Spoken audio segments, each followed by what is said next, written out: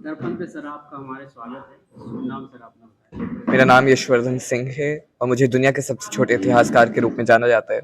साथ ही में मैं यूपीएससी सिविल सेवाओं की तैयारी कर रहे छात्रों को इतिहास, भूगोल, अंतर्राष्ट्रीय संबंध एवं राज्य व्यवस्था पढ़ा रहा हूँ। और साथ ही में कानपुर के इतिहास में सबसे प्रमुख हिस्सों में से एक सन 1857 की क्रांति के इतिहास पे भी मैं काम कर रहा हूँ और किताब भी लिख रहा हूँ। तो इतने इतने कम उम्र में आप इतना आपको ज्ञान कैसे मिला?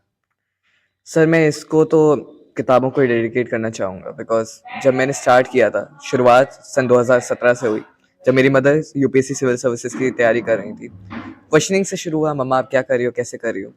धीमे धीमे इंटरेस्ट बढ़ता गया और फिर मैंने पढ़ना शुरू किया, किताबें पढ़ी। धीमे धीमे इंटरेस्ट आया, पढ़ाना शुरू कर दिया।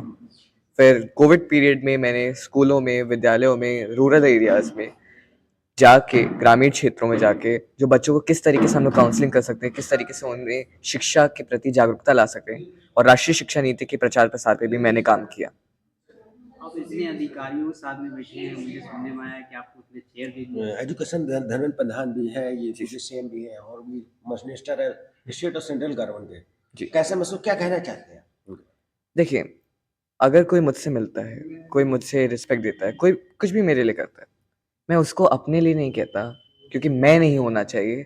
होना चाहिए कि मुझे गर्व होता है कि शिक्षा के क्षेत्र में, शिक्षा के क्षेत्र को, इतिहास के क्षेत्र को, इतिहासकारों को एक वो उनकी एक याद है, उनको एक अवार्ड है, उनकी एक रिमेम्बरेंस है in the memory of them.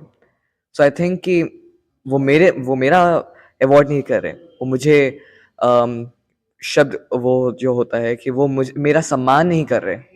मुझे लगता है कि मेरे से पहले जितने भी लोगों ने अभी तक काम किया इतिहास के और शिक्षा के क्षेत्र में, और जो आगे आने वाले लोग होंगे, उन सबको वो सम्मान है। इंडियन हिस्ट्री में टॉप पर मतलब कम एक फैक्टर में आपने हासिल किया मुकाम। जी।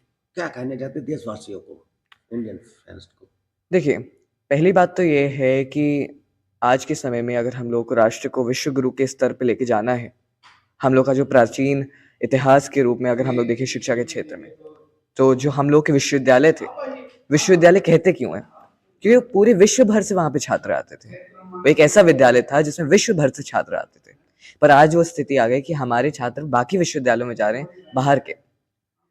इस स्थिति को अगर हमें बदलना है, तो हमें राष्ट्रीय शिक्षा नीति की जैसे जो पॉलिसीज आई, जो सबसे ज़्यादा रेवोल्यूशनरी पॉलिसीज, कि किस तरीके से हम लोग एक रेनेसॉ ला सकते हैं भारतीय शिक्षा प्रणाली में, किस तरीके से हम लोग एक पुनर्जागरूकता ला सकते हैं, उस क्षेत्र में काम किया जा रहा है। और मुझे लगता है कि राष्ट्रीय शिक्षा नीति सन 2020 इसमें बहुत बड़ा बदलाव लाएगी और हम लोग उसी क्षेत्र में काम कर रहे हैं। इंडियन सर्विस की देखिए, मैं तो यही कहूँगा कि अगर आपको जब से भी स्टार्ट करना है, द हिंदू, आपका अगर आपके पास द हिंदू अवेलेबल है, वहाँ से पढ़िए।